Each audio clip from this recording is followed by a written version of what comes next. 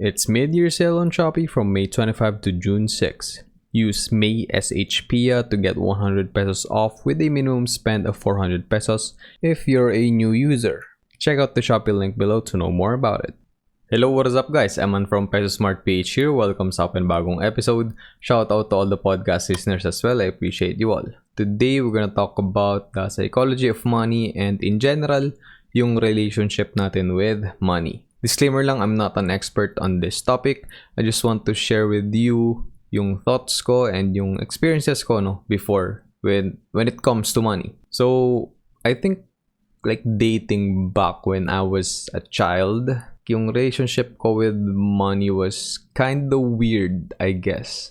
From back then, kapag nagkakaroon ako, like syempre di ba may allowance tayo when we were young. Like for example, I think preschool wala pa akong allowance. I think nagkaroon lang ako ng allowance around grade 3.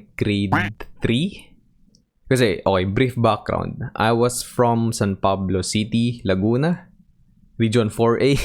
So, I was born there and then I studied sa Ramirez when I was in preschool. Syempre, yun naman, baka may allowance ka na like 3 years old, 3 to 5 years old ka pa lang dun. And then I transferred to Grace and Truth when I was, I think, Kinder 2. Yeah, Kinder 2. And then I studied there until I was in grade 2. And then at that time, like, yung lolo ko and si mama, like, sila lagi naghatid sa amin and sila yung, like, nagpapakain sa amin, like, during lunch or, like, during recess. So, like, wala talaga kaming pera. Syempre, kasi bata ka pa naman and ano ba alam mo sa pera, right?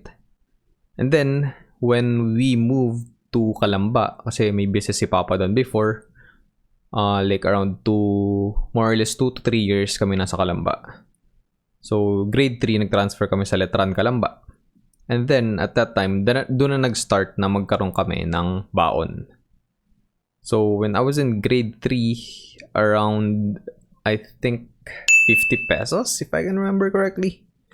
Yeah, around 50 pesos yung pera ko kasi. Like, may baon pa rin naman kami, like, packed lunch. So, uso yun before. I know, yung mga ka-age ko dyan, like, yung mga millennials and, yeah, yung mga ka-age bracket ko. I'm 25 years old, by the way. So, yeah, alam nila yan. And yun. And after that, so, nung grade 4, yun, talagang totally, wala na kaming, like, baon. Tamad na kami magdala kasi, like, it's not, like, quote-unquote, super cool if meron kang baon. So, yeah. Yung allowance ko that time, is 100 pesos.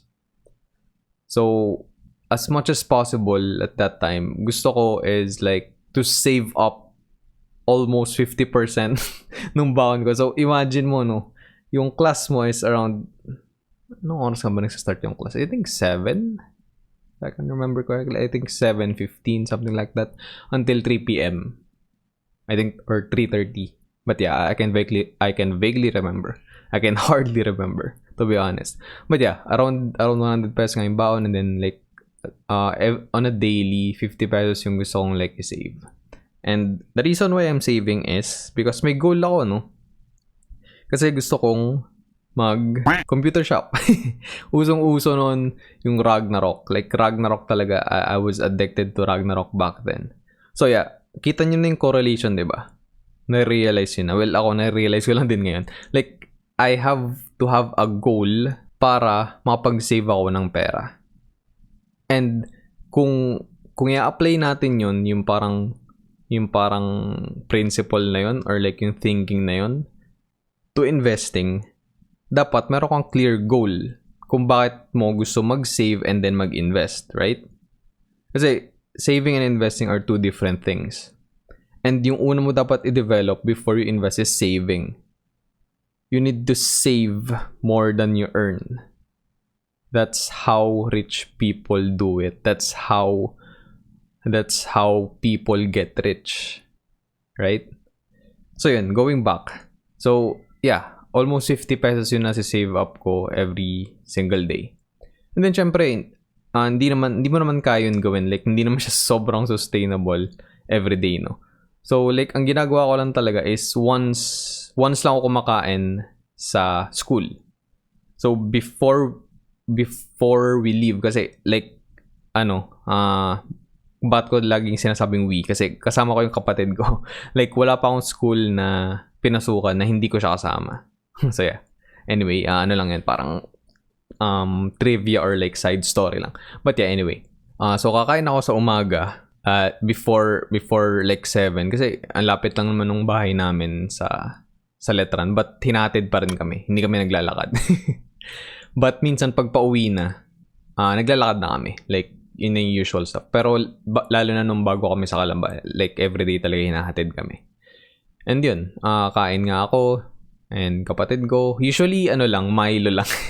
Yun yung breakfast ko before. Milo lang talaga. Sobrang big fan ng Milo. Tapos siguro crackers lang, Skyflakes, or minsan 2 slices ng Tasty. So yun lang yung common breakfast. And then, syempre magkakaroon ng recess, no? So, around, I think, 9:30, 9:15 yung recess. After 2 classes, yun yung normal recess. And then, magkakaroon ng lunch at 12 and then recess ulit at around 1:30 or 2 bago may isang klase, like, yung last class mo, yun yung, after ng dismissal na. So, di ba, meron akong tatlong opportunity to spend money within the day. Pero, kumakain lang talaga ako is during lunch. And as much as possible din, kahit na may baon ako 100, if like merong food sa bahay, I would bring that. May dala akong crackers, may dala akong chichirya, di ba? Instead of buying sa canteen. Kasi like gastos yun eh. Eh di ba yung goal ko nga is like 50 pesos? Kasi yung 50 pesos na yun before, sa computer shop na malapit sa amin is 3 hours na yun. And then merong iba, I think, tanda ko pa yung name. I think absent. Yeah.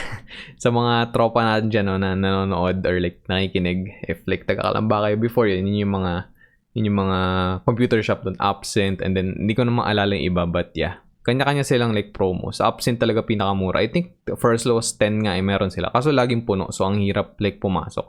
So yeah, I would take the 50 peso deal na 3 hours. Then minsan may iba 15 pesos per hour. So 45, diba? So at least on the daily, nakapaglaro ako. Actually, hindi rin naman daily pwede maglaro. Kasi syempre, magpapaalam ka pa rin sa parents mo, kay mama, kay papa. Kailangan mo magpaalam na, hey, maglalaro kami sa computer shop. And then usually talaga, nakapag-com shop kami ng kapatid ko, ng kuya ko, during the weekends. So yun. And syempre, yung goal mo sa weekend is like, play as much as for as long as you can, no? For as much as possible. Kasi basta naman nagawa mo ng homework mo and all that stuff. Actually, yung homework is, usually kinakram ko lang. Like, after mag-com shop, siguro mga 2 to 3 hours or like, siguro minsan 1 hour. Tsaka ko lang gagawin yung mga homework ko. Pero, kasi, ang mentality ko din before, why do I have to do the homework sa bahay? Yes, homework yung tawag sa kanya. But, kapag ka nagbigay na ng homework yung teacher ko before, pag nasa school pa ako and then like yung dinidiscuss naman niya is gets ko na, naintindihan ko na, I would do my homework dun sa klase mismo. So yun, and during the break times, like naggagawa din ako ng homework. Actually, naalala ko pa before, okay, share. Parang na to, parang sharing stuff from my childhood na. But anyway, before like nagbebenta ako ng mga crush gear, yung mga origami na crush gear. Like for 20 pesos, 5 pesos, 10 pesos. I think yung 20 pesos na nabenta ko is like, kinulayan ko pa siya. Like ng ang tawag doon? Yung art, yung pencil, yun parang, basta yung art pencil something. I'm not sure kung yung tamang term, but yeah. Basta yung mga pencil na may kulay. So hindi siya crayons, hindi siya Crayola. Right? And then yun, yung pinakamahal ko na benta is I think 20 pesos or 25 pesos kasi parang kinulayan ko siya ng flag ng Philippines. So like red, blue, and yellow. So yun. And then syempre yung kinita ko dun sa mga crush gear na yun na origami. And syempre pinangko-com shop ko lang din. So yun yung story na yun. Okay, balik tayo dun sa schedule. So yeah, syempre recess, minsan nabili lang ako, I think merong parang burger ba? Or like, parang 10 pesos lang yun eh. Basta parang panglaman tiyan lang. And then syempre maglalaro ka na. Kasi mabilis lang naman yung break time before. I think 15 minutes lang or 30 minutes. I'm not entirely sure. I think nasa 45 minutes or 1 hour yung lunch. But I doubt na 1 hour kasi mabilisan din yung classes before eh. Parang minsan 45 minutes lang din yung class. I think may ibang class na minor subject lang. I think parang 30 minutes lang. But yeah, correct me if I'm wrong. But yeah, yun yung like naaalala ko. So yeah, but usually talaga, lunch na talaga, like parang nag-all in. Like yung lunch ko minsan, ano lang, bacon, eggs, and then fried rice. Nasa 35 pesos yun. And then bibili ako ng Milo na 15 pesos. Yun yung mas malaki. Merong 12 pesos na Milo lang. So yun yung maliit, and then 15 yung malaki. And then syempre, minsan iced tea din, 12 din yung maliit, and 15 yung malaki. And then ano pa ba? Yun. And minsan hindi rin ako nagla-lunch. So, medyo weird yung diet ko before. Minsan hindi ako nag-lunch. Like, pag light lang yung breakfast ko or hindi ako nakapag-breakfast, nakapag-Milo lang ako. Yun. Like, sa recess yun na yung gagastusin ko. Yung 35 pesos na meal and then like yung 15 pesos na Milo. And then minsan, like, pinaghihiwa-hiwalay ko. So, pag minsan, like, magmamilo lang ako sa recess and then magla-lunch ako. And then, syempre, may tubig naman akong baon din. And like, may mga dispenser naman din sa school. So, yun, libre water. And then, syempre, pag uwi, doon ka na lang ulit kakain. So, yung recess mo sa hapon is like, it's like time for play na lang. Diba, tagu-taguan, yung mga yung tayaan and all that. Ang daming mga laro, sipa and all that. So, yeah, yung mga laro natin sa labas noon. Na I think hindi na masyado ginagawa ngayon. So yun, okay, we have to go back dun sa mismong topic. So yeah, psychology naman. So yun yung parang na-build up sa akin. I'm not sure kung saan ko siya nakuha, kung bakit gusto ko mag-save, but palaging trigger or like yung kaya ako nagkakaroon ng initiative to save is because meron akong end goal, meron akong gustong bilhin, meron akong gustong gawin. So I think siguro nasa DNA ko na lang din. I think wala naman like ganon like sa family members namin, like si mama hindi naman siya ganon, like she likes to spend money. Si papa he's a bit of a gambler. but yeah, good earner din kasi si papa before and medyo high net worth din, so you can't really like parang blame him for that. But yeah, hindi ko talaga alam, no. Siguro sa DNA lang talaga, or well, 'di ba, kung DNA nakuha ko din naman yan kay mama and kay papa, but yeah, siguro I was really like born this way lang. Kung paano ko i-treat yung pera. But yeah, yung laging correlation, basta may goal ako, nakapag-save ako ng pera. Okay, jumping back naman, ano ba yung next purchase ko? But yeah, like in general, no, grade school, kasi like grade 5 lumipat na kami sa San Pablo ulit, bumalik na kami. So grade 5 until matapos ko yung 4th year high school, sa Montessori ako nag-aral. And then at that time, lang din talaga, ipon-ipon lang ako. Like minsan nga si papa kasi like minsan natatalo na sa mahjong, sa sabong, sa mga sugal niya. Minsan napapautang ko pa siya, like to be honest. Ako pa yung nagpapautang sa kanya. Sobrang funny. But yeah, ayun, nangyari yun. Kasi nga, like, parang naging unconsciously, I was saving na rin, even though walang goal along those years. Kasi nga, parang na-train ko na yung sarili ko na, I don't have to spend all my money, right? And yun nga, inisip ko na, pag nakapag-save up ako, like, pag kunyari, na-attain ko na, nagkaroon ako ng, for example, 1K, 2K, at that time. Syempre, at that time, malaking pera na yun para sa akin. Kasi yung baon ko naman, like, I think, naging 150 lang. 150 a day. Hindi naman siya sobrang tumaas. I think kahit nung high school, ganun lang din yung baon ko. Wait, compute natin para accurate. So yun, naging 1K siya per week. So for 5 days nung high school, if I can remember correctly. Actually nga nung high school and then nung nag-jump. So that's like, di ba, nung high school, 4K.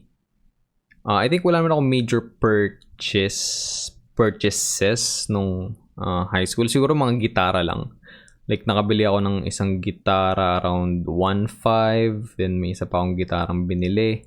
I think nasa 3K yung current guitar ko ngayon. Kung nakita nyo sa TikTok ko, yun yung gitara ko acoustic. Like, sobrang tagal ko nang binili yun. Tinrade in ko pa, no? Yung previous guitar ko na bili originally from Cebu. So, yun.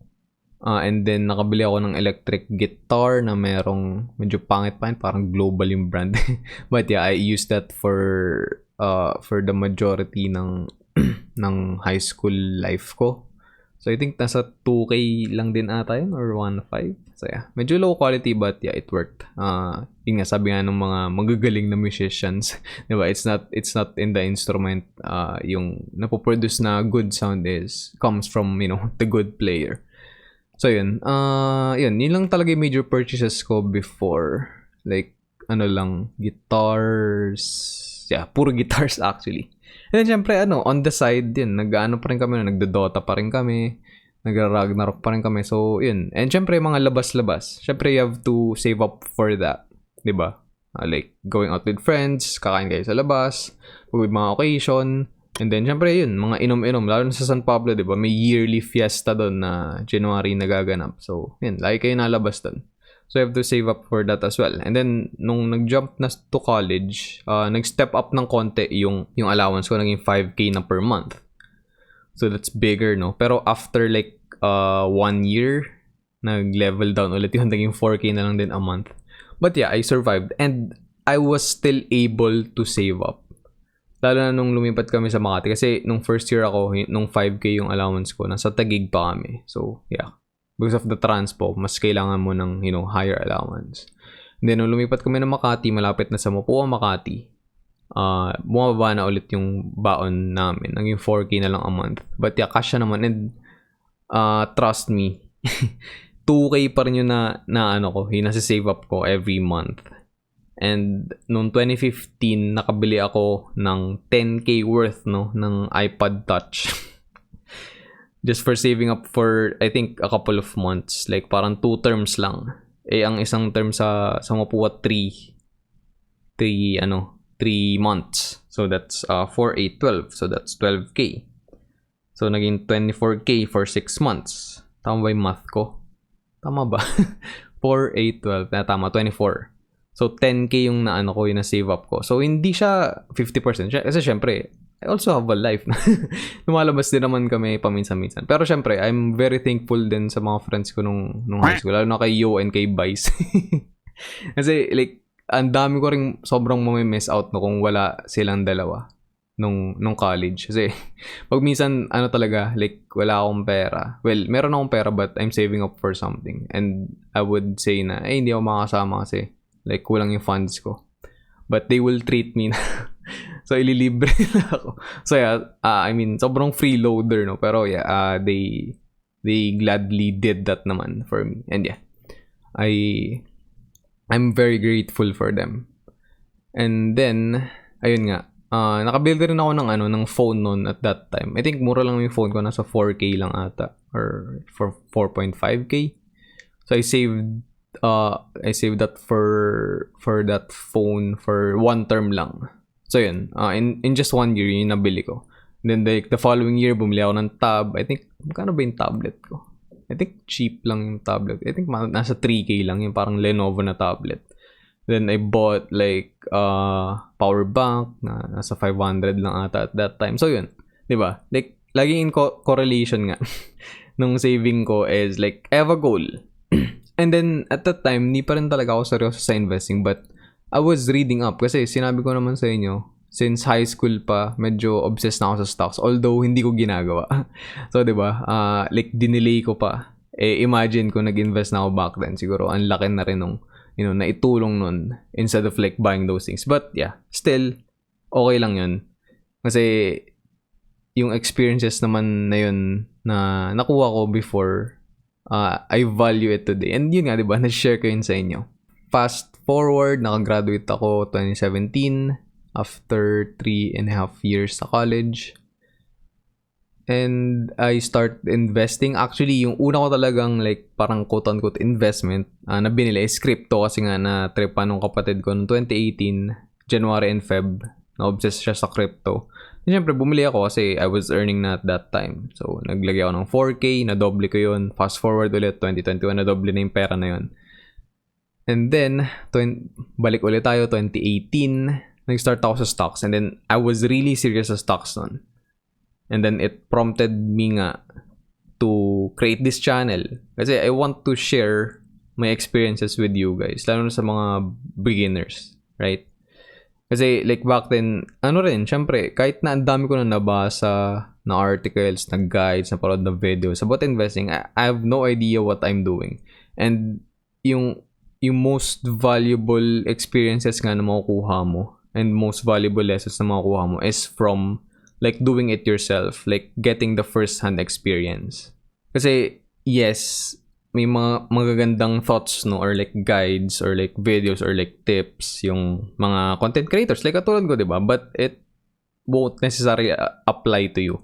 And syempre kasi sila nakapag-invest sila previously, and yung markets before is hindi mo pwedeng like ihalin tulad sa market today. Although yes, may mga similarities and syempre may mga differences din.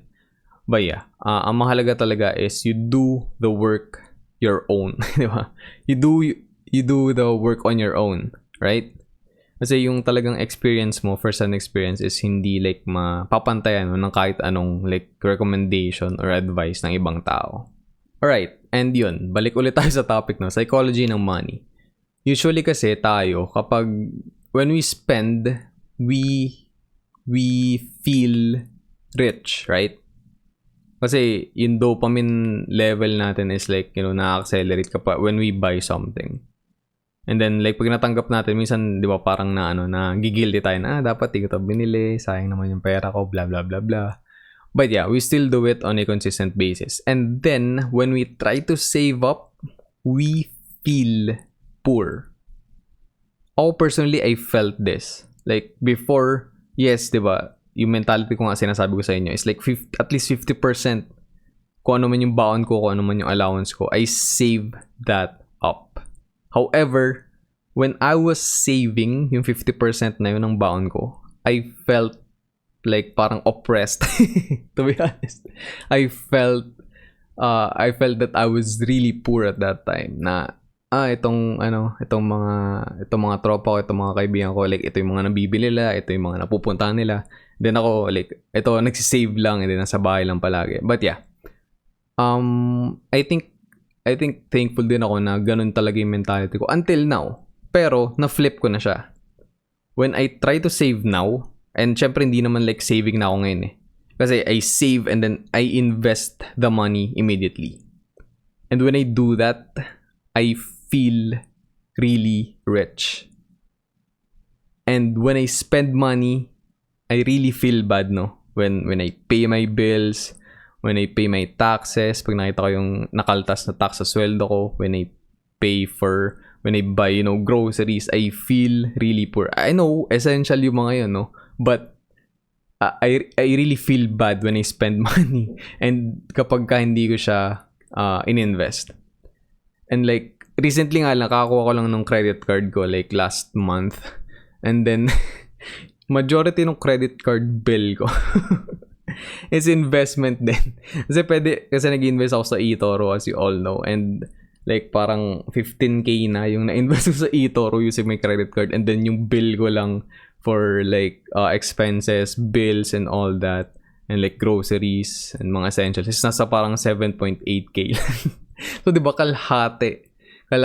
Parang weird nga, di ba? Kasi kalimitan yung parang bill ng credit card. Like, puro expenses lang. Mga binili mong ganyan, binili mong ganito, binili mong gamit. And syempre, of course, mga bills. So, yeah. Parang na-flip ko na, no? Yung switch about that. But, yeah. Main point is, for you to, like, achieve... This is just my personal point of view.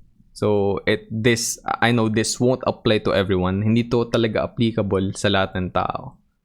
But yeah, that's why only a few people like, get rich or like become wealthy. Kasi mahirap talagang baguhin, no, yung mentality natin. And it really takes time, and I'm really thankful na ganito na ako mag-isip like kahit nung bata pa ako. Like all those years of like struggle, no, or like parang feeling of missing out, ni-ready ako for like, this day. For this moment of like, investing. And diba, sobrang hot na investing ngayon, right? Lalo na sa crypto. And yeah, sobrang hot talaga ng crypto market ngayon. And ayun, I think naging advantage ko na rin yun. Like, and syempre, may privilege din ako, right? Kasi hindi naman ako like makapag-save up ng like, ng malaking amount if it weren't for, kay tita. Like, she provided yung tinitirhan namin, like, without any, any cost. Even though nagtatrabaho na ako before, right? And then, syempre ngayon, I like pay for rent na kasi nag-solo ako. But yeah, naintindihan ko ngayon, no, kung ano yung privilege ko like the past 2 years. Like 2017 kasi, actually almost, 3 years pala. 2017 to 2018 ako nag-work and then nag-stay lang ako sa bahay, sa condo na hindi ko binabayaran. Wala akong binabayaran sa renta, wala akong binabayaran sa amortization and all that. Nagko-contribute lang ako like sa internet and sa bills and sa groceries, sa monthly budget namin for the family. And then yun, nung nag-solo nga ako, nakita ko na, shit, mahirap pala talaga, na mag-save and you really have to be disciplined. Kailangan mo talaga magtipid, no? Like, every cent counts, every peso counts talaga. And yun, nasa na ba ako? Ang dami kong sinasabi. Ayun, parang niready ako, for like investing talaga, for this kind of field. Kasi I really love to save. And yun nga, pag nag-invest ako, like, yun, lalo pang yung sinave kong pera, like, it will work for me to make more money for me. Pero yun nga, you have to flip the switch talaga. Na if you try to spend money, you feel really poor. And then when you try to save, and when you try to invest, you feel rich. So yun, something to think about, and I hope na I got my point across. I know medyo mahaba tong video na to, itong episode na to, but if you listen to it, if you watched it, actually you can just listen to it kasi wala naman akong camera. So yeah, if you listen to this, I hope na maintindihan nyo, yung point na gusto kong, like, the point that I want to make. Kasi sa mentality talaga lahat yan nagsisimula. I know, naggawa na ako ng video, like, I think last week, on like how you need to change your mind to like evolve into something new and to improve yourself for the better, right? To change yourself for the better. It doesn't mean na, na parang tawag dito, parang biased ka or something, or like, ano bang tamang term? Or parang wala kang panindigan, right? Wala kang conviction. It doesn't have to be that way. Kasi people change kasi they change their mind. And of course, they change their mind because the facts change. Sabi nga rin ni Warren Buffett, ni Charlie Munger, when the facts change, we change our mind. Kasi yung mga bagay na pinaniniwalaan mo before, it doesn't necessarily mean na it's still right after 10 years, after 5 years, di ba? So you have to be flexible.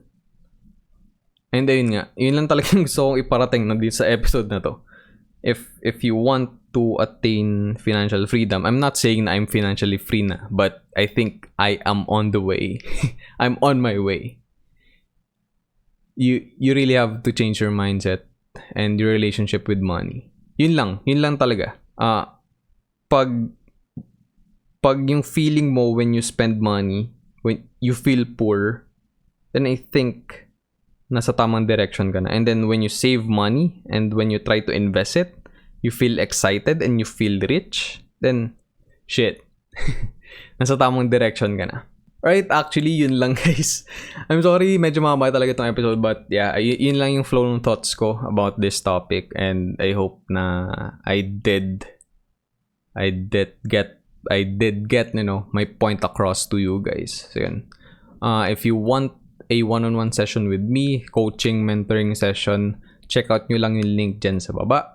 And you can schedule with me every single day. Kapag weekday, yung availability ko is from like 2 p.m. onward. And then pag weekends, it's 10 a.m. to 5 p.m. Actually, wait lang. Hindi ko pa na-check yung calendar ko. Baka may nag-schedule today. Wala naman akong schedule today. So that's good. Kala ko may ma-miss out ako. But yeah, yan. Check out nyo lang yan if you want a session with me. And syempre, kung pupost din kayo dito sa channel natin, and sa podcast. Kasi ni-record ko, if gusto nyo lang naman, if you allow it, syempre, I ask you, sa start ng call, I will ask you if okay lang na i-record natin yung session. If hindi, then hindi ko i-record and hindi ko ipopost. So yun, check out nyo lang yung link dyan sa baba to schedule a one-on-one with me. So yun, we are gonna end this episode here. Sana may natutunan kayo. And if umabot kayo at the end of this episode, thank you very much. I appreciate you. Huwag nyo kalimutan i-smash yung like button kung may natutunan kayo. Kasi syempre, nakakatulong yun sa algorithm ni YouTube. And if bago ka naman sa channel ko, click mo na yung subscribe and ring the notification bell para wala kang mess out sa mga uploads ko every Monday and Friday, sometimes Wednesday. And if you want to connect with me, lahat ng socials ko is at emanpsph, TikTok. If gusto nyo ng mga, maikling videos lang na informative, follow nyo ako doon. Twitter, Instagram, Facebook, yan yung handle ko. And if you don't know yet, meron ng channel membership si Peso Smart PH. Check out nyo lang yung link dyan sa baba to know more about it. Thanks again for watching and listening, everyone. Stay safe. I'll see you all in the next episode. Always remember, be Peso Smart.